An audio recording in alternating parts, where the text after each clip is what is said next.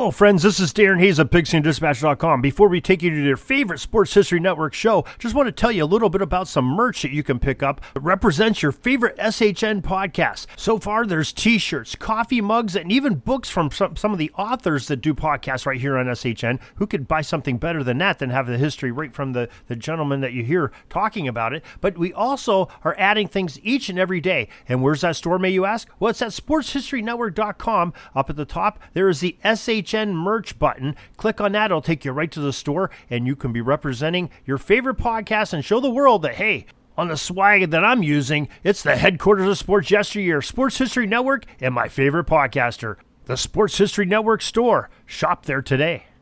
This podcast is part of the Sports History Network, your headquarters for the yesteryear of your favorite sport. You can learn more at sportshistorynetwork.com.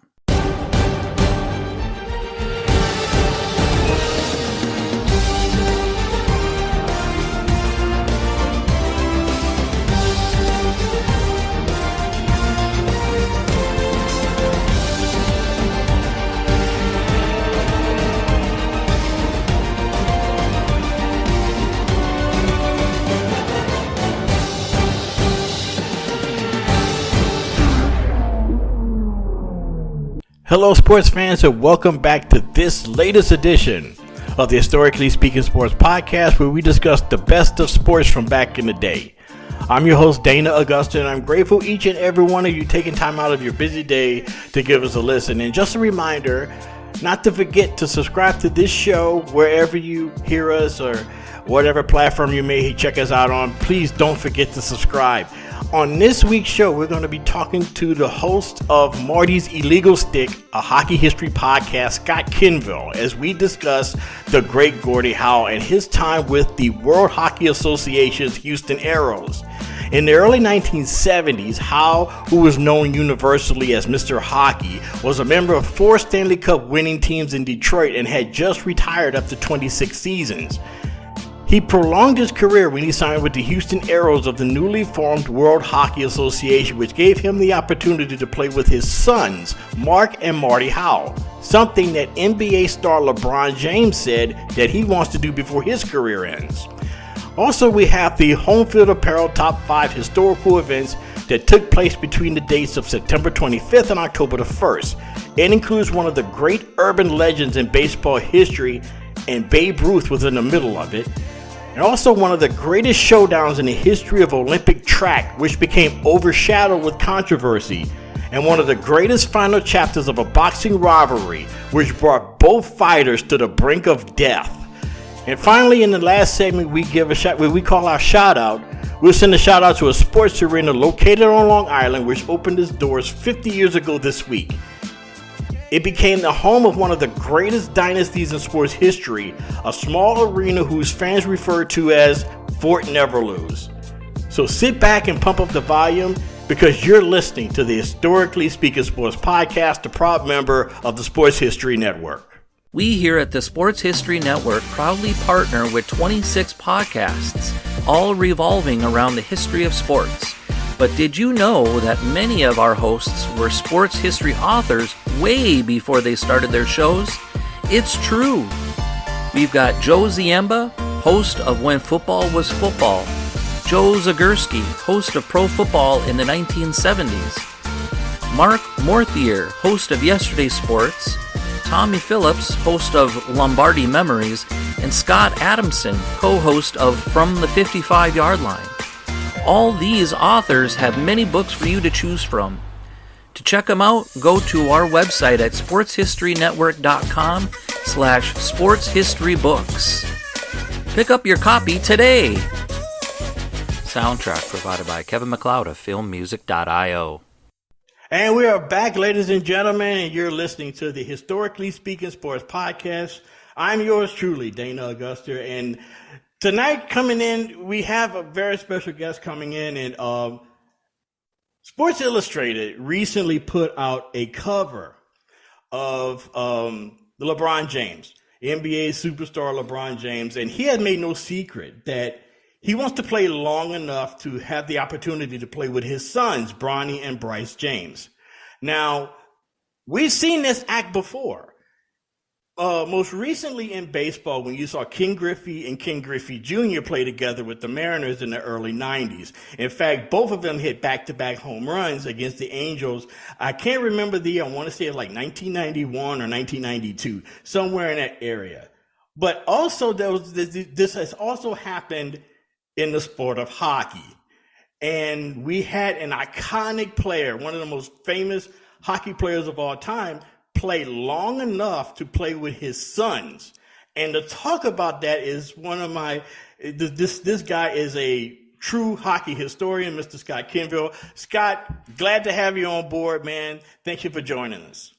Yeah, thank you for having me. This is a real treat. I got to tell you, anytime I get to come on and flap my gums about hockey, I'm a happy guy. And right I got to tell you, my man, you made me a very happy guy. Well, that's what I'm here for, man. And Gordie Howe, let's talk about him for a second. I mean, anybody that is a hockey fan, even if it's deep like in you or like yours truly, who's kind of new to the sport, or at least to the historical part of the sport, Gordie Howe, everybody knows. And he's an iconic figure of the sport. Talk about him a little bit before we really get into the details of this. Sure. So Gordie Howe, of course, is obviously, like you said, one of the most famous hockey players to ever lived. Also considered one of the greatest hockey players to ever live. And you know what? For everybody, he was on The Simpsons. I mean, that when you made it, you were on The Simpsons. You're in, right? but Gordie Howe played 26 seasons actually, which is phenomenal. Given and that's just NHL. That's not counting as WHA time. So he broke into the league in 1946. Wow. And yeah, I mean, it was just incredible. And he actually didn't really want to retire, but it was one of those situations where he was, I don't want to say he was forced out, but it was kind of a parting of the ways, shall we say. So in the 70s, the World Hockey Association emerged as a challenge league to the NHL. Much like there was a lot of that going on in the 70s, right? So the NBA had the ABA, which everybody remembers the red, white, and blue balls, and of course, yes, the New York Nets and all that. Dr. J was awesome, right? And then of course in the NFL you had the WFL, the World Football League. Yeah. So that was the WHA was hockey's version of that, and the WHA actually was a great league in the regards that it gave a lot of players a chance to play that obviously would not have had a chance to play. The NHL was not the 32-team league that we know as it now. It was back then. They were just expanding to like 14 leagues or 14 teams. I'm sorry, when the WHA came on the scene. So, and back then too, just as a little bit more background, Europeans were not a big part of the NHL then. It was mostly a North American league, primarily Canadian. So when the WHA emerged is when they gave a lot of European players a chance to play, players that were, about to retire from the NHL, maybe couldn't get a chance because, again, you didn't have as many teams in the NHL, so there weren't as many spots available. So the WHA prolonged a lot of careers, including one, Mr. Gordie Howe. So he came to the Houston Aeros in 1973, and with him came his two sons, Marty and Mark. Marty and Mark. So Murray's a doctor, by the way. Murray's another one of his sons is a doctor. That's how I kind of. Anyways, I didn't know that. I didn't know he had a third son. He did. Yeah, I didn't know that. Yeah, he's a doctor. Quite famous actually. But anyways, so he came to the Houston Aeros in 1973, and they played together for 4 years. They won 2 straight championships. And then, by the way, they didn't play for the Stanley Cup, of course, in the World Hockey Association. It was the Avco Cup. Yeah. Which was named for a company that had sponsored it. It was, obviously sponsorship rights kind of thing. But they won in 74 and 75.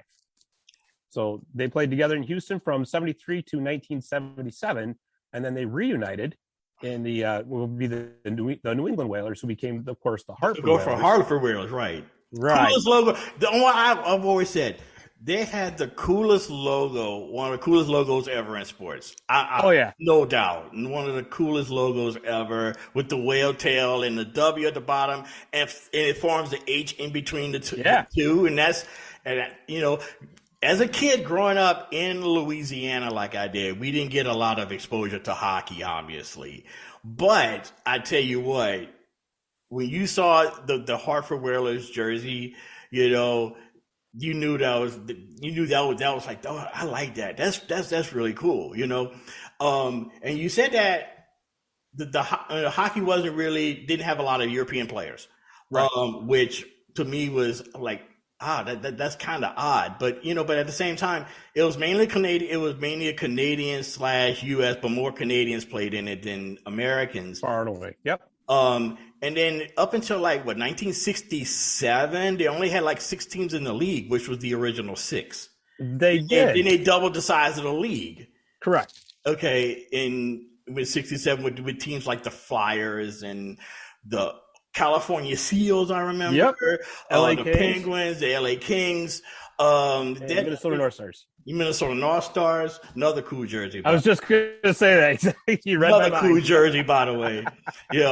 But you had Gordie Howe. Okay, he was he started in 1946. He played for Detroit until 1971. Mm-hmm. Okay, and people do you consider him? A lot of people say that he was probably the most complete player in NHL history. He was. Do you agree with that assessment? I totally agree. At that time, Gordie was also one of the bigger players in the league too.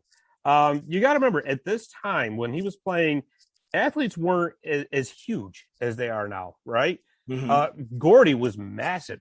I mean, he was almost 200 pounds, which was almost unheard of in hockey at that particular point. And the man was. They had pictures of him with his shirt off, and he looked like he was chiseled out of stone. It was incredible, right?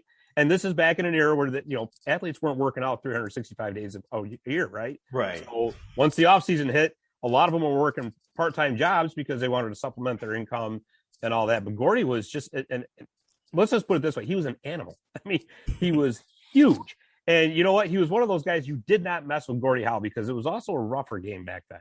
Oh, right? yeah. There was no concussion awareness. There was hardly any pads being worn.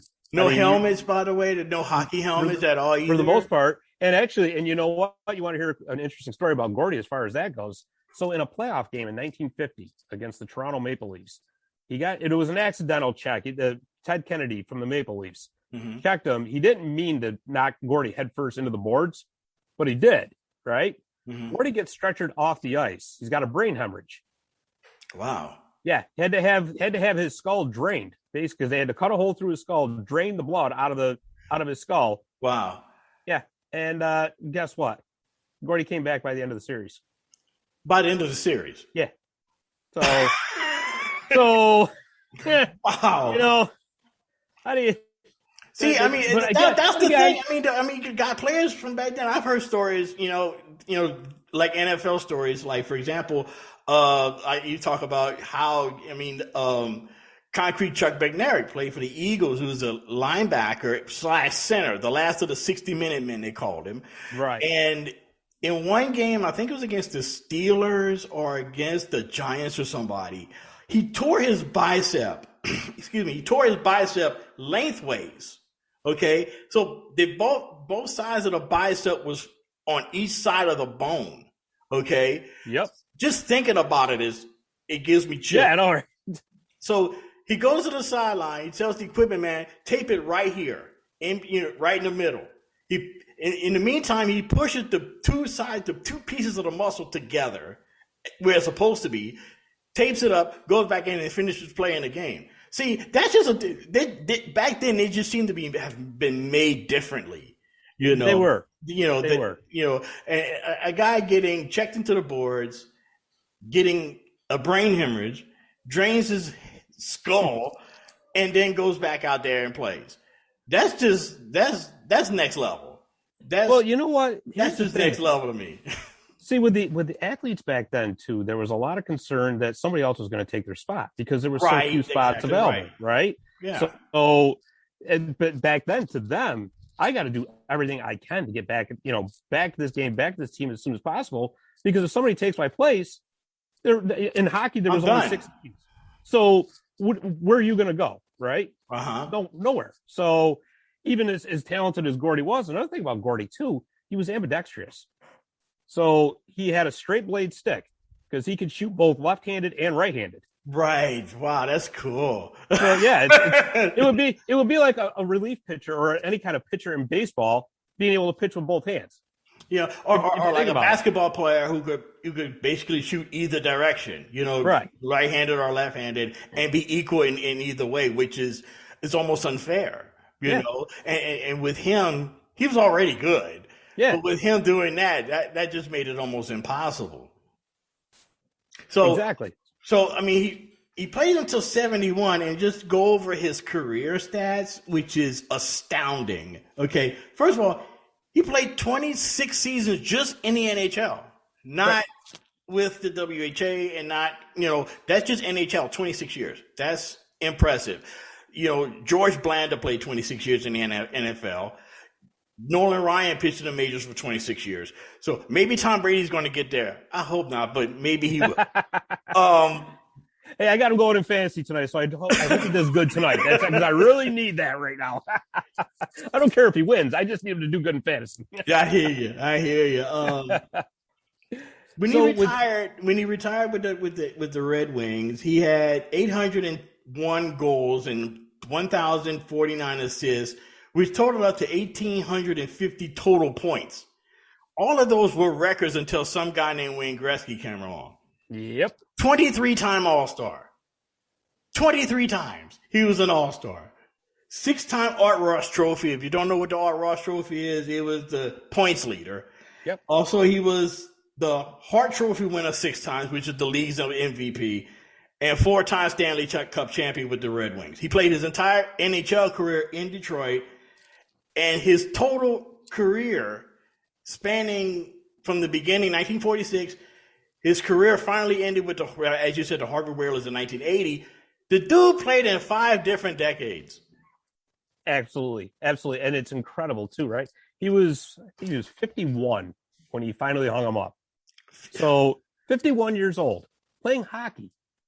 That's didn't he come back? Didn't he come back? I remember reading somewhere that he came back like in the 90s to play a shift. It was a publicity stunt more than anything else. So he played for a team called the Detroit Vipers, which was in the International Hockey League, which is now defunct. The IHL was actually the equivalent of the AHL, the American Hockey League. Okay. Think of it as like AAA for hockey, right?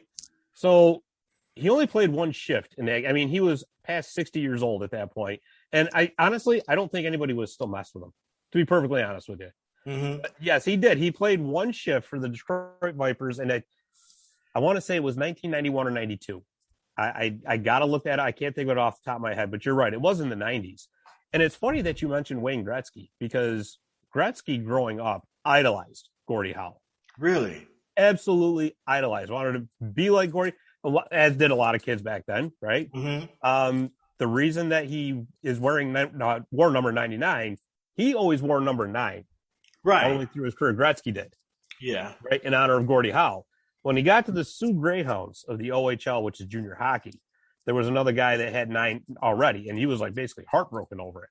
So he was going to take 19 and not like in the sad book. So his coach recommended, well, why don't you wear 2 9s and really honor Gordie, make it 99. And that's how Wayne Gretzky came to wear number 99. Just as a little side story for you there. Not seem like, okay, now correct me if I'm wrong. Didn't Rocket Richard wear number 9? He did. He did. So 9 is something of a special number in hockey, wouldn't you say? With the Rocket wearing that, Gordie Howe, of course, wearing number 9, especially that era. Yeah, absolutely. It's like the number 12 in football. Right. You're a quarterback and you were number 12. That meant that you're pretty good. Oh yeah. It's a very sacred number in football. It seems like number 9 is the same way in hockey. Now, going to 1972, mm-hmm. Gordie Howe is retired, okay? So he gets to Houston to play the Aeros. How did that come about? How did he go from retirement to playing with his sons with the Houston Aeros? So it's like I was saying, when he retired, he didn't really, he thought he had a little bit left. And so his sons were about to break into pro hockey, and there was just a fantastic opportunity, and Houston ownership and management saw it, right? So they had both of his sons, and they're like, You know, what better publicity could you possibly get than having the greatest hockey player of all time on your team in an upstart league? You know, so it was basically an appeal to Gordie saying, well, if you still got some left, let's see it. Right. And so sure enough, here's Gordie in Houston playing with his sons. And boy, I tell you, Dana, he certainly did have enough left. There was no doubt about that. So again, like I said, they won 2 straight Abco Cups, which was the WHA's championship. And Gordie was basically out to prove everybody wrong. You know, the old man still got it. You know what I mean? Right. And you think about it, I think when I was looking back at this, I came to think that it probably was more of a publicity stunt, because here it is in Houston, in East Texas, which football is huge. Right. You know, there's 2 seasons. There's football season and there's not football season. And you have an upstart hockey league in Houston, Texas. So you need to get people to the arena. Okay. So what are you going to do? Why not bring in the greatest hockey player at the time, who still says that he has some left, to play with his sons, which is also unprecedented. So I thought, you know, that had to have been a publicity stunt, you know, by them. But ultimately it paid off, because they won back-to-back league championships. So it obviously paid off in a big, big way. Sure, it did. And, you know, not a lot of people may not know this, but his son, Mark, that he played with in Houston, went on to also have a stellar NHL career. As a matter of fact, he's in the Hall of Fame right along with Gordie. I did not know that. I did not know that either. You know, of course everybody knew, but I never, like I said, my hockey is very limited. My hockey history is very limited, but there's a reason why I'm talking to you, because I'm learning stuff every time you say something. I'm learning something new. So keep on talking. I'm loving this. But you got the Houston Aeros. Now, when you talk about the WHA, who are some other teams that people kind of know about? Who are some other teams that were part of the WHA in the 70s? All right. So, of course, we just talked about the Hartford Whalers, right? Mm-hmm. When they were in the WHA, they were known as the New England Whalers. Right. And they had an interesting history, too, because they started off in Boston. Well, the Boston Bruins of the NHL did not want them in their market. Which makes sense, because I heard that a lot. And that's what happened with a lot of these WHA teams, right? So there was the NHL did not welcome them with open arms one bit. So the New England Whalers ended up, Boston Garden Management, right? The building was also owned by the same conglomerate that owned the Bruins, everybody. So they're like, well, yeah, we'll rent you our building, but you're getting the crappiest times that we've got. So in other words, your games are going to be like on Sunday nights at like 9:30, or, you know, whatever inconvenience we can have for you, we're going to do. Right. So this played out in a lot of places all over the league. A team we'll talk about a little bit later on, I don't want to give it away, the New York Raiders. We'll talk about that too. All right. So a couple, like the Cleveland Crusaders are always one of my favorites. Right, because they had the white and purple uniforms, and they were just a very cool looking team. Some of the other teams that were just, you know, they just couldn't basically get out of their own way, like the Philadelphia Blazers.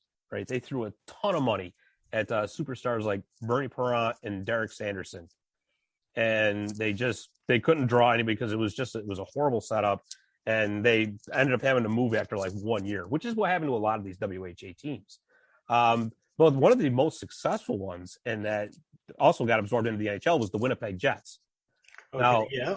I had talked about the Winnipeg Jets because I had been talking about European players. Well, they gave European players a chance to play. Like Anders Nielsen was one of their stars. Okay. This guy was unbelievable. And they also signed another NHLer who felt that he, well, for lack of a better term, got the shaft, in Bobby Hull.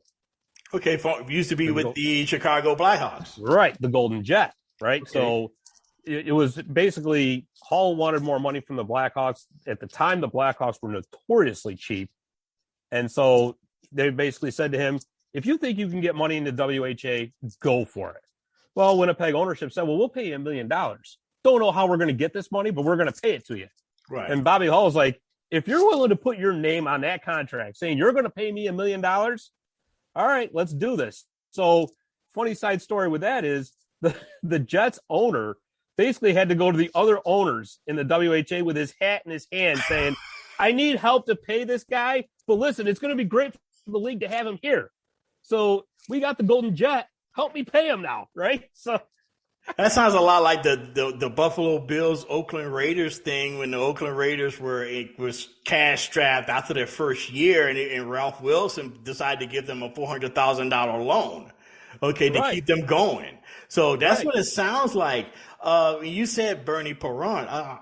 One of the coolest signs I had ever seen. I watched this documentary on the Philadelphia Flyers, the Broad Street Bullies. And a fan had a sign that said, only God saves more than Bernie Perron. Yeah. I thought that was a cool sign. I thought that was really cool. It's awesome, right? It's so awesome. So another one of those WHA teams, you might have heard of them. They started off as the Alberta Oilers, and they became the Edmonton Oilers. So another cool jersey. Another one. Exactly. So yeah, I mean, it's as short-lived as the WHA was, it only lasted like 8 years. But look what it gave us, right? It gave us the Edmonton Oilers.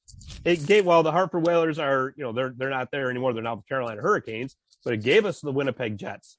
The Quebec Nordiques too. How do we not talk about the Quebec Nordiques? One of the coolest teams of all time. I loved that team. It pained me so much to see them move to Colorado, just because I loved those light blue jerseys with those blue fleur-de-lis on, and stuff like that. Right, awesome. It was so awesome. And I got to tell you, just as another little bit of a side story here. I know I'm getting off track, and I do. That's fine. Hey, I'm learning, bro. This is great. This is entertaining. But well, I'm glad, because, like I said, if I get too far off on a tangent, just tell me. But anyways, it's okay. With the Nordiques, I always felt bad for the fans in Quebec City, right? Because during their time in the NHL, those fans suffered through some horrible hockey.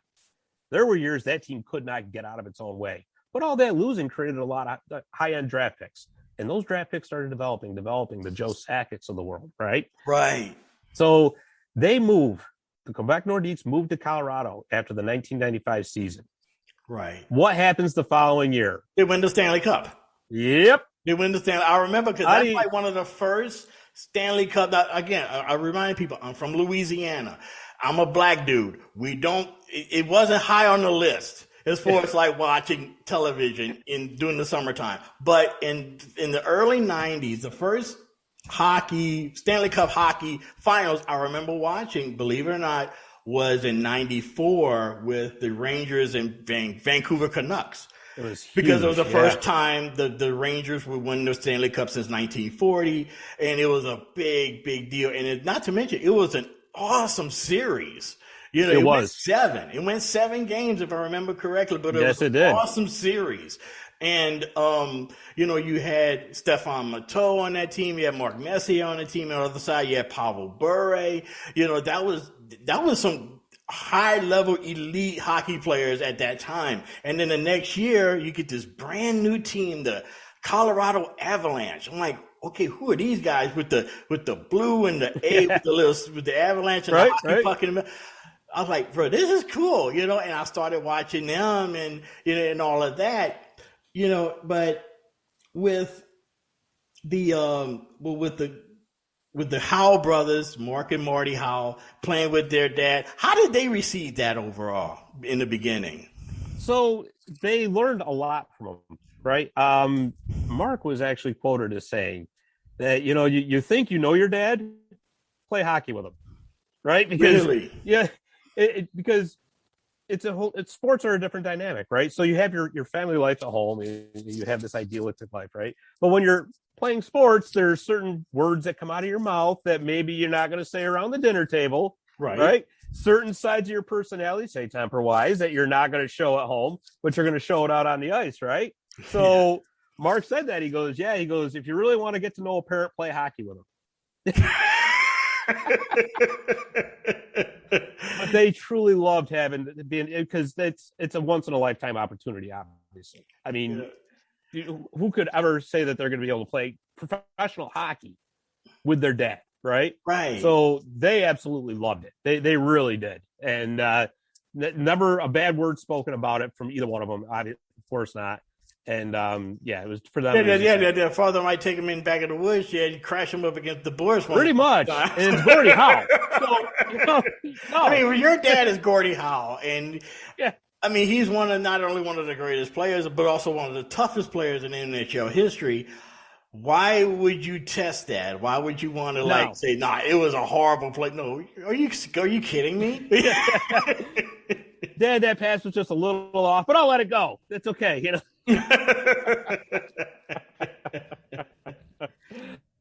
Okay, so he ends up playing with his sons in Houston. Now, do they play to get? And you may mention that he did go to the New England Whalers. Mm-hmm.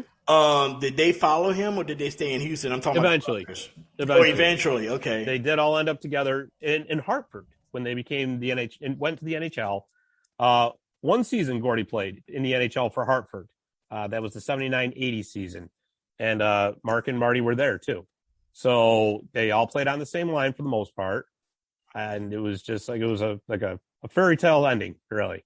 In that final season in the NHL, like I said, 51 years old, Gordie Howe scores 15 goals, which may not seem like a lot.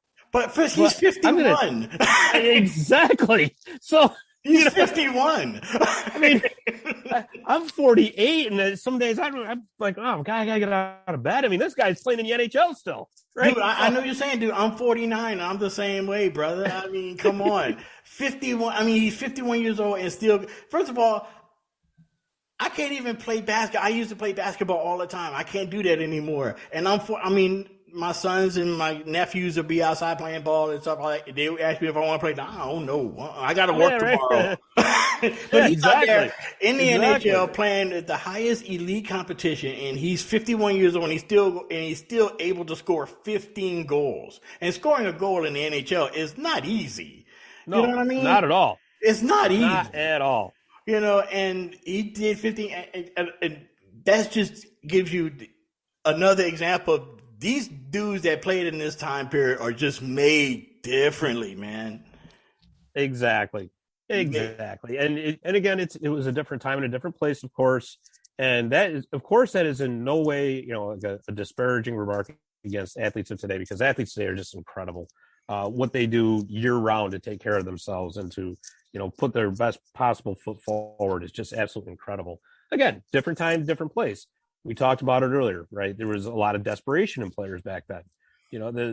There wasn't, insofar as so much union protection, I guess you want to say, guaranteed contracts were, when Gordie was first coming up through, the reserve clause was still in effect. You belonged to that team no matter what happened. That's right. Free agency was pretty much non-existent. So it was a different mindset, I think, more than anything else. And, for better or for worse, everything, changed. There's a lot of things for the better, obviously, that changed, of course. Do we kind of miss the old tough guy mentality sometimes? Maybe. But you know what? Again, different time, different place. And you talk about different time and different place, and the game back then, those days, even in the 70s and 80s, is completely different from what it is now. I mean, a lot of it has to do with safety, obviously. Sure. So, but the game strategically, have there been like a major evolution of the game from like the time that Gordie Howe played to like now? Yeah, there has been, because what you don't see a lot anymore is the enforcers. Okay. Right? You don't see the guy that's his purpose on the team is to fight. You don't see a lot of that anymore because the game has changed, right? So a lot of teams now think, well, if this guy, the only thing he can do is fight, well, that's great. But in the meantime, the other guy that's across from him is going to skate by him and score 2 goals or whatever, right? That's not to say that there aren't guys out there that are still not tough and that aren't willing to drop the gloves. It's just, you're not going to see that guy that's strictly out there to drop the gloves anymore. That's gone. That part of the game is pretty much gone. Now, too, there's a lot more outlawing of obstruction. So you can't, what they used to call clutch and grab. It used to be in Gordie's time and going up through the 80s and even into the 90s a little bit. It was basically legal to have professional wrestling on ice. You could, hold people up with your stick, You could maul them just so long as you didn't hurt anybody. You know, it was pretty much let go. Now, if you get your stick into a player's gloves, just tap them. They're calling it because they don't want the superstars of the game slowed down, which again opens up a lot. It creates a lot of space for the more talented players in the league, and that's a good thing too. Stick work is gone. You know, you don't see the egregious high sticks anymore. Okay. You know, I can remember being young, you know, when I was younger, watching some games on TV where, you know, they were headhunting, you know, and yeah, it was frowned on, but then there was also that, well, yeah, it's a part of the game though. You know, that's gone, you know, and really, and you know what? And I think it's good. It's good in the regard that it was the players that have finally said, you know, enough's enough. I mean, you know, what's the point in going out trying to hurt somebody? Right. There isn't, right? So a lot of that is gone. Of course, the game's a lot quicker. That just comes with the evolution of the athlete, right? Yeah. So when you have all this specialized training now, when you have, like I said, you know, specialized dieting year round, working out 364 days a year, maybe take one day off. That's it, you know? Okay. But other than that, I mean, the game is still the same in the regard. You still got to put the puck in the net and you got to keep it out of yours. And so that part will never change, of course. But and there is still physicality in the game. There's still a lot of it. But, I mean, for the most part, it's a quicker game, a little bit less, you know, a lot less, actually, as far as the dirty play. And that's always a good thing. So, Scott, before I let you go in this segment right here, what I would like to do is ask you, so what do you have going on your show? Talk about your show, because it's a very interesting show. I checked out a couple of your episodes, and it sounds like you guys have a lot of fun. You know, and I'd like to go on record as saying that I would love to be a part of your show at least one time, just to say that I've done it, because, you know, and like I said earlier, I've learned a lot from you, or just in this few minutes, and I would like to be a part of that because it sounds like you guys have a lot of fun. Tell us about your show. Absolutely. And you're welcome to come on anytime you want, my friend. There's no doubt about that. So it's called Marty's Illegal Stick, a hockey history podcast. It's right here on the Sports History Network. It's myself, Ed Stefanik, and Dave the Save Warner, who is also our producer, but he's also part of the show. And we have a fantastic time talking about different topics, hockey history-wise. Right now, we're going through a series, what we call the best of the best. Okay. Which is where we take teams, franchises, whatever, and break them down, best players of all time by position in that franchise. But we do it in like an all-star team format, right? So we have our first team all-star, like the one we just did was matter of fact, we just talked about them. Colorado Avalanche, Quebec Nordiques. Okay. So we came up with our first team all-time Quebec Nordiques, and that's including coaches. Second team all-time, and then the honorable mentions. With a lot of these, the first team is usually, you know, gimmies, but where we have a lot of fun with it is on the second team and the honorable mentions. But we're available on Facebook, YouTube, Apple, Spotify, wherever you get your podcasts and all that. But yeah, we have so much fun. We really do. And just as a quick side note, because again, here I go, tangent time, right? Hey, there's nothing wrong with that, man. You got the floor. We were just talking about. In your case, you got the ice. Yeah, right. We were just talking about the enforcers. Well, that show is named after Marty McSorley and the infamous illegal stick incident. Now, tell me about that. I remember hearing something about Marty McSorley, the illegal stick. Tell us about that before you go. Tell us about that. What's up? I'm going to preface this by saying I am a huge LA Kings fan. Okay. And the reason being is because I idolized Wayne Gretzky when I was growing up. So throughout the 80s, I was an Oilers fan. And then they traded him in 1988 to the LA Kings. Mm-hmm. And my loyalties went with Wayne, right? I'm like, listen, Edmonton, if you're going to trade Wayne Gretzky, well, you don't have me anymore either. So you tell me which is the bigger loss, right? Yeah. Some punk 13-year-old kid not going to like our team anymore. Oh, that's So anyways, Gretzky goes to LA in 88. In 1993, they had a Cinderella run to the Stanley Cup Final. They were a good team. They beat my Toronto Maple Leafs in the playoffs that year, if I remember correctly. That was an amazing series, too. An amazing series. And obviously, you know what? Toronto should have won that series because, I mean, they were, you know, on paper, they were the better team. But, hey, that's why you play the games, right? Right. So we get into the Stanley Cup Final, and the Kings are playing the Montreal Canadiens. Yeah. The Kings win Game 1 handily in the revered Montreal Forum. In Montreal Forum, right. And they were up in Game 2, going into late into the third period. And what was it about? I think it was 3 minutes left. Whistle blows to stop play. Referee Kerry Fraser comes over and grabs Marty's stick. I need to see your stick. Okay. Your curve can only be so sharp in hockey. I forgot what the degree is. Well, anyways, Marty's was quite over the limit. Right? So when that happens, you are assessed. You're penalized for 2 minutes. It's more or less like a delay of game, right?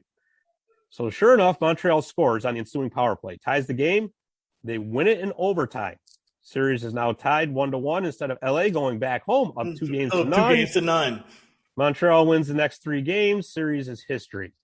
Dang. So we just mentioned Marty's illegal stick the show. I had Pete Demers on, who was the LA Kings head trainer at that time. Okay. And let's put it this way, because I asked him, of course I had to ask him about it. Yeah, right? of course. How do I not, So let's just put it this way. Montreal knew whose sticks were illegal and whose weren't, because the stick rack was left out in the hallway. Okay, where all their sticks were. Sure enough, then they had somebody was out, doing the measurements and all that, and they just kind of waited until they needed that little bit of info. See, that's what the great teams do. Exactly. Hey, that's you know what what? The great team. That's why they're great. I can't be mad at that. I cannot be mad at that. And you want to know why? Because if it was the shoe was on the other foot, I'd have done the same thing. Absolutely. Of course I would have. So who am I kidding, right? That's what the great teams do. That's what they do. I mean, that's why, people get mad at Bill Belichick about things, but it's like, hey, wouldn't you do it if you were in his boat? Oh, whatever. But hey, listen, and I'm a Rams fan, and the Patriots have broken my heart twice. So believe me, I know. Yeah. But who are you talking? I'm a Chargers fan. So tell me about it. Yeah, right. Tell me about it. But Scott, man, I'm glad that you were on board. I'm glad you came on, man. And again, once I have some more hockey stuff, man, you're definitely going to be the first on my list to come in and talk about it, man. So really and truly, man, thank you for coming on tonight. Absolutely. Thank you for having me. This has been so much fun. We got to do this again. Of course. We got to, man. And fellas, once again, Scott Kinville, check him out on the Sports History Network, his podcast, Marty's Illegal Stick Hockey Podcast. Check it out, man, whenever you get a chance. It's a lot of fun. Scott, once again, thank you, and we'll be right back right after this short break. Hey there, football fans. This is Ross, the host of the Pigskin Tales podcast. I just need a few moments of your time to talk about the host of the Pigskin Dispatch podcast, Darren Hayes. He's expanded the Pigpen to search out information on the history of all team sports.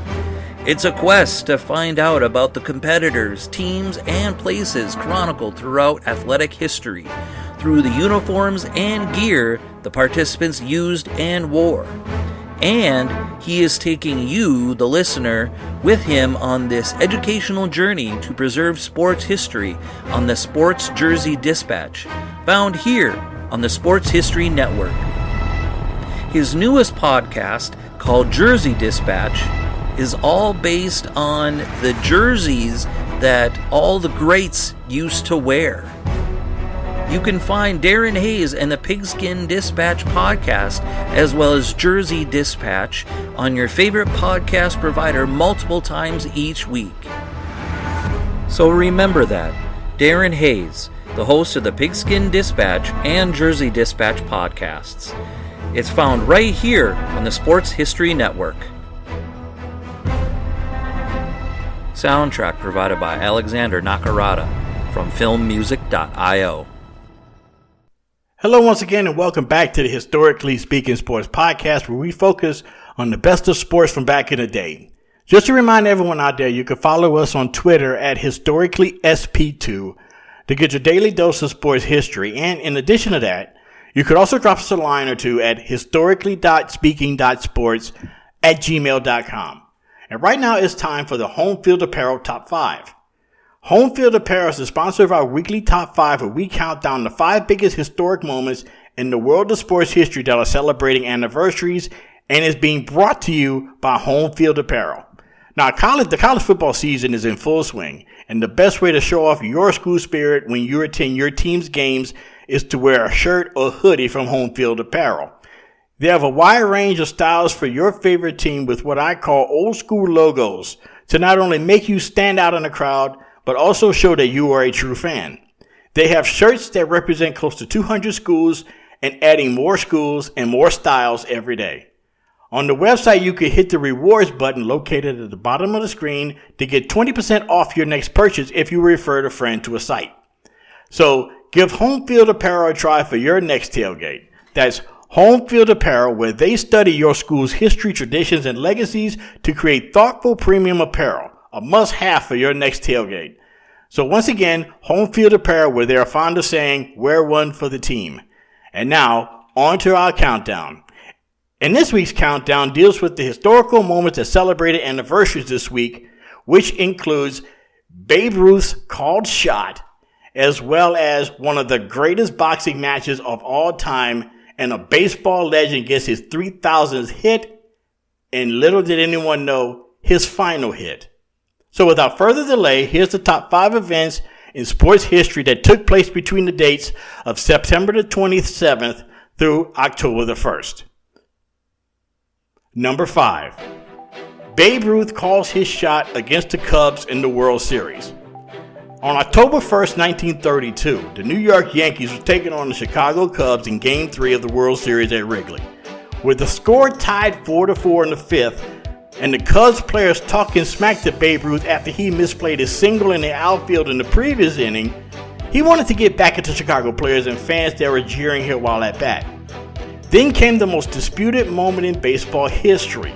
According to some, Ruth pointed to center field and said, "It only takes one," while others suggested he pointed to the Cubs dugout along the third baseline.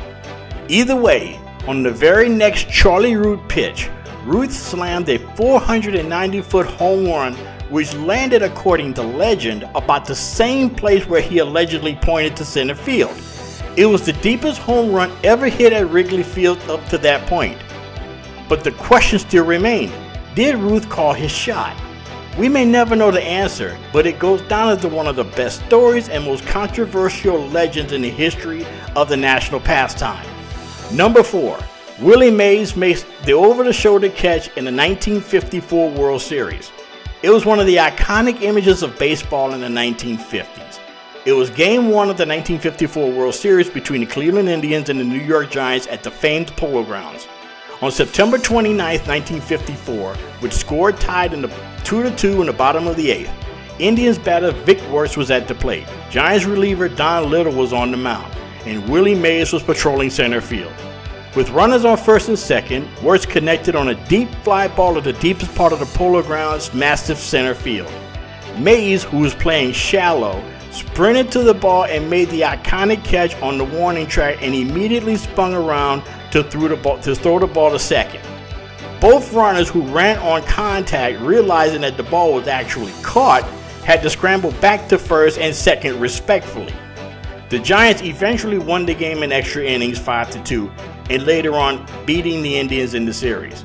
But that series will always be remembered for Willie Mays and his play known as the catch in baseball lore. Number 3. Canadian sprinter Ben Johnson disqualified from the Olympics. It was one of the most anticipated 100-meter showdowns in Olympic history. On September 27, 1988 in Seoul, South Korea, Canadian sprinter Ben Johnson and American sprinter and defending Olympic champion Carl Lewis was in the final heat for the 100 meters. This showdown was not only for the gold medal, but it was also for the title of world's fastest man. On this sunny afternoon in Korea, Ben Johnson blazed the field, running a world record time of 9.79, finishing first and winning the gold medal for Canada. His time actually broke his own record of 9.83, which he set in the 1987 World Championships in Rome. However, 2 days later, the race, which was one of the most anticipated in history of Olympic track, became one of the most controversial. it was discovered that Johnson had tested positive for stanozolol, a form of anabolic steroid. He subsequently was stripped of his gold medal and was awarded it to Lewis, who finished second with a time of 9.92. Johnson, who admitted to steroid use dating back to 1981, was stripped of his 1987 World Championship medal, and the IAAF rescinded his world record time at the 87 World Championships in Rome. It would take 11 years for anyone to run a clean 9.79, when Maurice Green of the United States and the World Championships in Athens did it in 1999. Number 2, Roberto Clemente gets his 3,000th and final hit. On September 30th, 1972, Pittsburgh Pirates outfielder Roberto Clemente reached a milestone in his long career in the Steel City. Facing Mets pitcher John Matlack, he laced a double in the center field of Three River Stadium, marked number 3,000. Though no one knew it then, it would be Clemente's final hit of his career. In December of that year, in Nicaragua, was devastated by a catastrophic earthquake. And taken off from his native Puerto Rico, Clemente led a relief effort to the stricken country and was on board a cargo plane when it crashed into the Atlantic Ocean shortly after takeoff. His body was never recovered. And the number one event that took place between the dates of September 25th and October 1st in sports history was Muhammad Ali faces Joe Frazier for the third time in the fight known as the Thriller in Manila. It was one of the best known rivalries in the history of boxing. It was the third meeting between Ali and Frazier, and each fighter had beaten the other one once, and this was going to be the battle that decided the best of the two. The fight was scheduled to go 15 rounds on October the 1st, 1979 in Philippine Coliseum in Quezon City. The name Thriller in Manila came from Ali when he boasted in the days leading up to the fight when he said, "It will be a killer and a thriller and a chiller when I get that gorilla in Manila." The bout was regarded as one of the best and one of the most brutal fights in boxing history. In the opening rounds of the fight, Ali was outscoring Frazier with his famous rope-a-dope strategy. However, in the middle rounds, Frazier began to come through, and his rhythm and bobbing and weaving improved, and started delivering body punches that affected Ali. Both boxers rarely charged into the later rounds, with Ali struggling to breathe and Frazier unable to see. The main turning point of the fight came in the 13th, when Ali connected with a right that sent Frazier's mouthpiece sailing out of his mouth. However, Frazier didn't get knocked down, and both fighters continued through the 13th and on into the 14th. Yet in the beginning of the 15th round, Frazier's cornerman, Eddie Futch, decided to stop the fight because of the punishment that Frazier was taking in those late rounds. It was later discovered that Ali was close to quitting himself because of exhaustion due to the heat and humidity of Manila. Ali claimed that this was the closest he had ever been to dying. It is considered one of the greatest fights in history, as actually ESPN ranked it as the 5th greatest sporting event of the 20th century. And that does it for the Home Field Apparel's top 5 sporting events from this past week in history. And coming up next, my man Scott Kinville will return to reminisce about one of the most famous hockey arenas in North America that opened 50 years ago this week. Stay tuned. With every race, every qualifying run, and every pit stop, Tim Coffeen would feel the pressure and excitement. With his own podcast on the Sports History Network called Tim Coffeen Talks IndyCar and Racing History, Tim will share those very same racing emotions and memories with his listeners. Learn, laugh, and enjoy the world of IndyCar racing through the eyes of Tim Coffeen. This podcast is part of the Sports History Network, your headquarters for the yesteryear of your favorite sport. You can learn more at sportshistorynetwork.com. And we're back, ladies and gentlemen, and you are listening to the Historically Speaking Sports Podcast. And right now we are heading headlong into the shout-out segment. And this week's shout-out we're going to send out to a venerable old building on Long Island. 50 years ago this past week, the Nassau Veterans Memorial Colliseum opened on Long Island in Uniondale, New York, which of course was the longtime home of the New York Islanders hockey team, as well as the ABA's New York Nets. And incidentally, Nassau Coliseum was the site of the very last ABA finals between the Nets and the Nuggets that went 7 games, which was one of the greatest basketball championship finals that not too many people remember. But it was also the site of one of the greatest hockey dynasties of all time. In fact, the Islanders in the early 80s was so good, especially at home, that they used to call Nassau Coliseum, which is the coolest nickname ever, Fort Neverlose. So to talk about that, I'm welcoming back my newfound friend, Scott Kinville, to talk about Fort Neverlose. Of course, we talked about the Nassau Veterans Memorial Colliseum. Scott, what do you know about that place, man? Oh, man, you know what? So much history made there. But before I go into my spiel about Fort Neverlose, I just want to make a little bit of a correction from what I said earlier about with Gordie. The doctors would not let him play. Okay. He begged and begged and begged, but he was able to be present for them. Okay. In the locker room and all that. So I just want to make that correction. So after his brain hemorrhage and all that. So anyways, let's talk about Nassau Coliseum. The Islanders actually came into the NHL because of the WHA, what we were talking about earlier. Right. The World Hockey Association wanted badly to have a franchise in that brand new building. And the NHL, in their efforts to block the WHA, said, no, you know what? I think we need another franchise in New York. So that's actually how the Islanders were born. So that's interesting because during that time in the late 60s, early 70s, you had the success of the New York Jets. You had the success of the New York Mets. And at that time, you just had the Rangers. And I'm more than sure that the NHL was looking at, okay, having a second team in New York may not be that bad. May not be that bad of an idea. Of course, the ABA was the ABA, and the NBA was not looking to put another team in New York to go up with the Knicks because the Knicks was just so big in the early 70s with winning championships. So that would make perfect sense to put another team in New York, another hockey team in Metro New York, especially with a brand new building on Long Island. Well, because that's what they ultimately wanted, right? They wanted an NHL franchise. But there was no real appetite to put one there until the WHA comes along. And now all of a sudden, now it's competition. Right. And so that team actually wound up playing in New Jersey. So interestingly enough. But those first few years for the Islanders, man, were tough. They were really tough.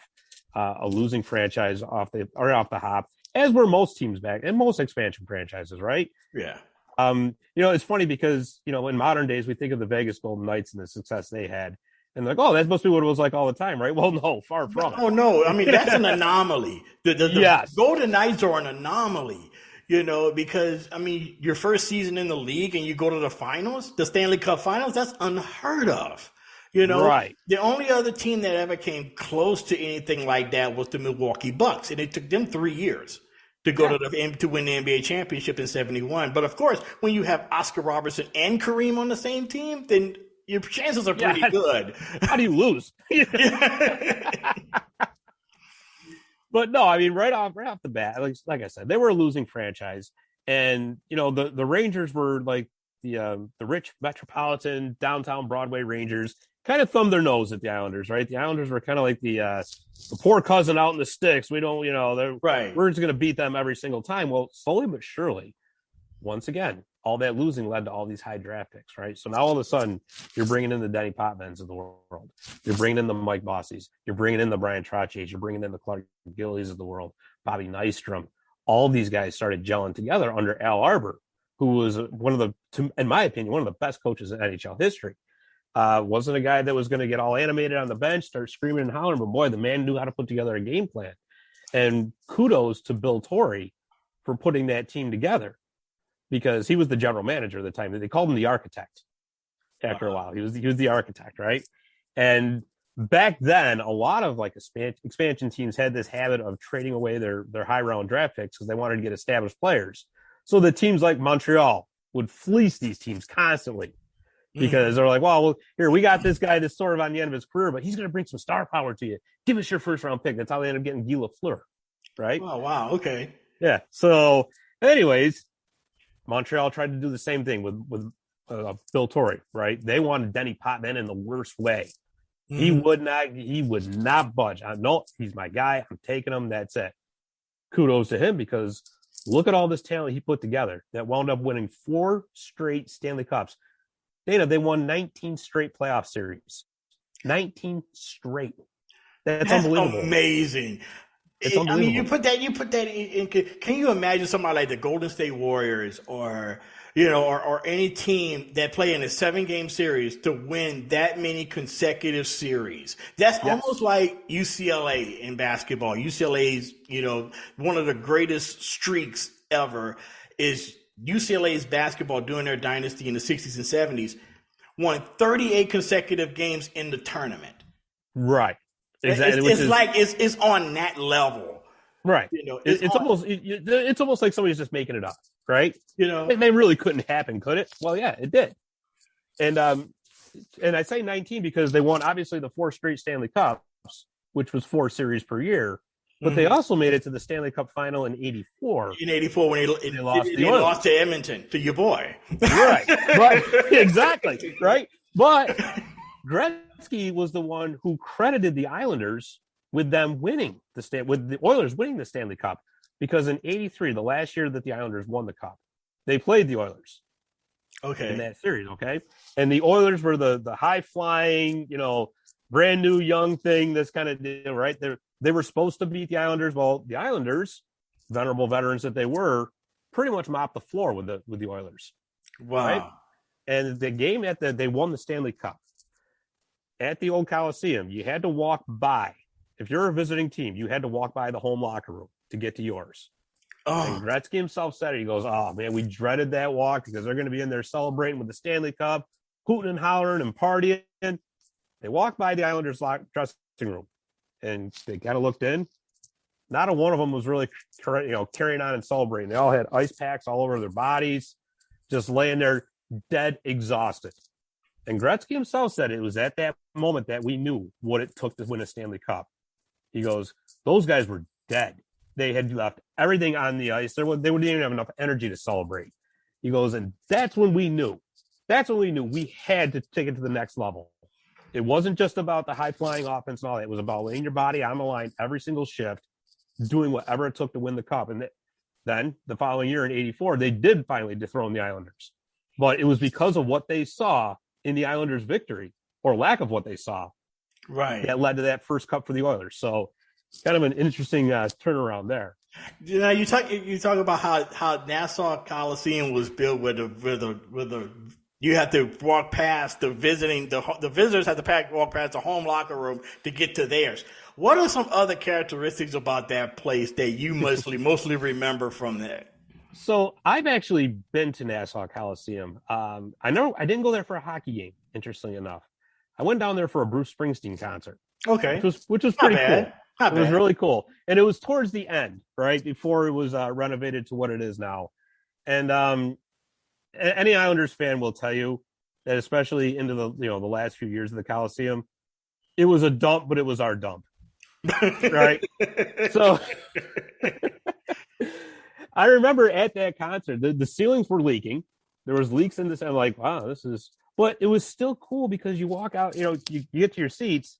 And even though I'm looking at a stage, in my head, because you can still see the boards, right? Because they leave the boards in. Right. I'm like, wow, all the history that's taken place in here. I mean, this is just incredible, right? So, and it's weird because you drive down the road, and also that's all you see is this big circular building and all these parking lots around it. That's it. That's all that's there, right? Now, wasn't it built I think it was built like on an Air Force base or old Army base? Yeah, it was. I think it was an old Air Force base. So it is. It's a wide open space, wide open. It's kind of funny. And again, I'm not trying to dump on anybody or anything, but there's not a lot going on around the Nassau Coliseum. So that is the main attraction. Trust me, because I went to the concert with my buddy, and we were, afterwards like, oh, let's go to a bar. We had a hotel room. We didn't care. We're like, there is none. Where is everything? But I mean, really, if you and I remember watching on games from there on TV, and it always seemed like the ice was more blue than any other place. You ever notice it had that hue to it, right? Yeah, I mean, looking at like old footage from like the 70s and 80s of the NHL, you would notice that there was some like patches of blue in it from place to place. You know, just every now and then you see a little patch of blue here or there. Yeah. But remembering, you know, the Islanders from the early 80s and seeing their clips, it's like almost the entire ice was blue. It was like, you know, it was like I don't know what it was. It was like playing on a map of the ocean or something, you know? It was like NHL 94. You know? So, but the Islanders truly were Long Island's team. Because at that time, they were the only professional sports team on Long Island. The Mets were sort of close in Flushing, right? So they were in Queens, but it wasn't Long Island. No. The Islanders belonged to Long Island. And they were in the neighborhoods of Long Island, right? So, you know, again, juxtaposed to like the Rangers, who are Manhattan, big city, this and that.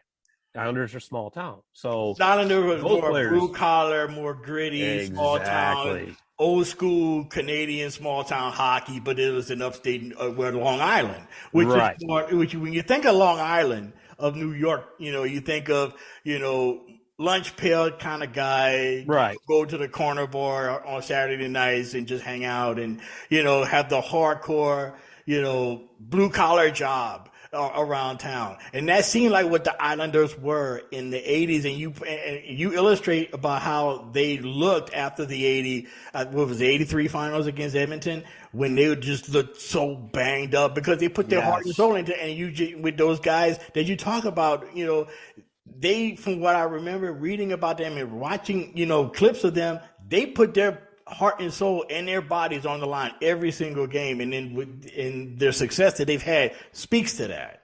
Oh yeah, absolutely. Absolutely. No doubt about it. And, you know, it was kind of sad after, you know, the dynasty was over. It took a little while. I mean, they were still competitive for a few years after that. Right. But then, you know, like the dark times hit, and then the Gorton's Fisherman jerseys hit. Oh God, those were hideous.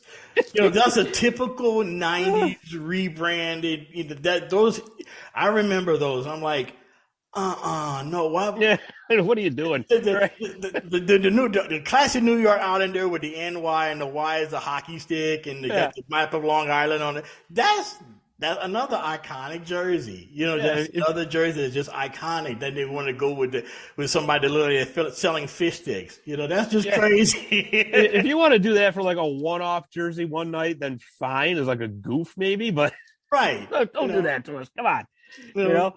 As your main logo, nah, dude, that's not that. No, it ain't gonna work. Sorry, it's not gonna happen. But no, I mean that. You know what? I'm actually listen. The UBS Arena is beautiful. I mean, you can just tell, and everybody loves it. But man, I not only with the Nassau Coliseum, but like a lot of those old arenas, I miss them so much because you know what? Yeah, these modern arenas are beautiful. You can get anything you want. I mean, if you want to get a steak and lobster at some of these arenas, you can, right? Right. But they don't have the charm of the old arenas. All right, it doesn't have the charm or the character of the old place. Exactly, of like the old Boston Gardens or the Maple Leaf Gardens. You know, even the Montreal Forum. The Joe Louis Arena is gone. In Detroit, right. You know, they all seem to have their own special characteristics. And the same thing with Nassau Coliseum. You knew as soon as you turned on the TV, that's Nassau Coliseum. Right. Whereas now you turn on TV, you have to actually look for a second. You have to actually look at the ice and see where you are. Yeah, you know, I mean, it's just it's like, man. So, you know, again, I understand things change and obviously economics drives a lot of it, right? When you can have, you know, all these luxury suites and this and that, that's fine. It's great. I understand they got to pay the bills. I get it. But it's just me lamenting for the old days, I guess. Whereas, like I said, those old arenas like the Nassau Coliseum, man, they're one of a kind. You'll never see anything like that again. Well, Scott, man, I really appreciate you driving me down memory lane with this shout out about Nassau Coliseum. Once again, tell us about your hockey podcast. When's next one coming out? What's it going to be about? All right. So Marty's Illegal Stick, a hockey history podcast. We record once a week. We had to actually just take a couple weeks off because we had some combating illnesses that we had going on here, but we're over that now. We're fine. We're back. Good. All right. Absolutely. So we're recording again this week. New episode should be out by Thursday. Friday. And this week we are doing, speaking of Gordie, we're doing best of the best Detroit Red Wings. Oh, that should be very interesting. It should be pretty long it's some going to heated discussions about that one. It's going to be. You got almost 100 years worth of hockey history to sift through. So Ed and I are going to be might be an NHL dream team right there with the Red Wings. That might be a dream team right there. Yeah, absolutely. So we're going to have a hard time picking who the best centers are, between Stevie Y and Sergei Fedorov. And, it's going to be tough. Terrible Ted Lindsay. Yeah. But you know what? We'll put our heads down. We'll get through it. All right. Well, Scott, once again, thank you for coming in. And ladies and gentlemen, thank you for joining me for this edition of the Historically Speaking Sports Podcast. And we're coming right back at you with another episode coming soon. And until then, be cool and turn up the volume. All right, brother. All right.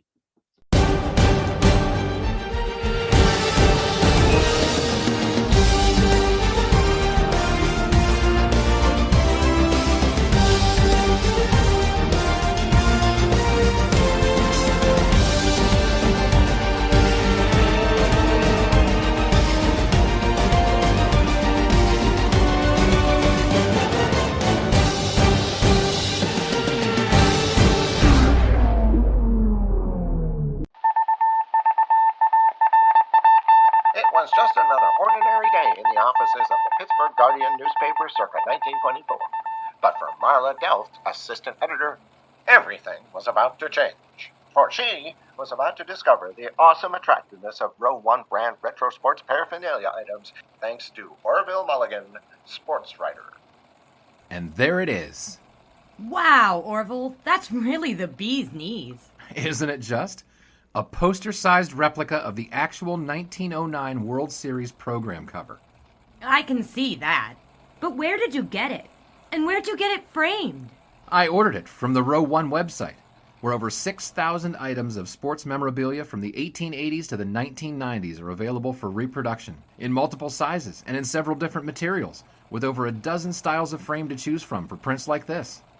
Well, I'm sure Mr. Delft would love to put up more of these in the office. But I'm equally as sure they're beyond this newspaper's budget. Not at all, my dear Marla. See for yourself. Go to sportshistorynetwork.com/row1. sportshistorynetwork.com/row1. Oh my, these are good prices. Oh, and look at this stuff. Oklahoma-Nebraska football, college basketball art, Michael Jordan items. And so retro it was that sports Marla Delft advertisement discovered the placards. splendiferous magic of Row 1 sports memorabilia, arts, and prints. You can too by visiting sportshistorynetwork.com/row1. That's ROW1 today for access to the full Row 1 catalog of gallery prints and gifts like t-shirts, long-sleeve shirts, telephone cases, coffee mugs, blankets, pillows, towels, and even shower curtains. Act today for 15% discount off all prints with coupon code SHN15 and 20% off all other items with coupon code SHN20 at checkout. And keep your dial locked to the Sports History Network for the exciting chronicles of the 1920 sports world in Orville Mulligan, sports writer. Coming soon.